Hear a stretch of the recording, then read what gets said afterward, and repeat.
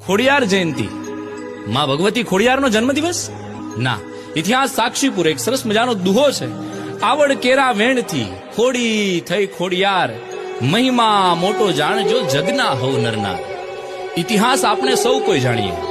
ભાઈ મેરખ્યાને સજીવન કરવા માટે પાતાળ લોકથી અમી કુંભ લઈ કોઈ આવે તો ભાઈ સજીવન થાય.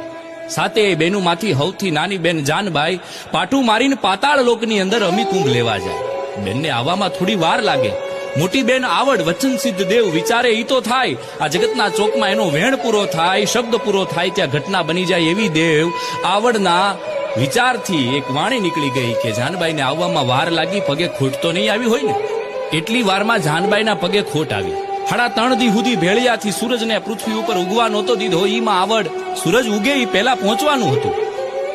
આવવામાં વાર ન લાગે એટલે પિતાશ્રી શેષ નાગે મગરની અસવાર જાનબાઈને ત્યારથી આપી અને ત્યારથી માની અસવાર મગર બની. પૃથ્વી લોક પર આવી ભાઈ મેરખ્યાને સજીવન કર્યા પછી સાતે બેનું ને 8મો ભાઈ મેરખ્યો બાપુ વાટ જોતા હશે એમ કરીને નેહડા તરફ હાલવા નીકળ્યા.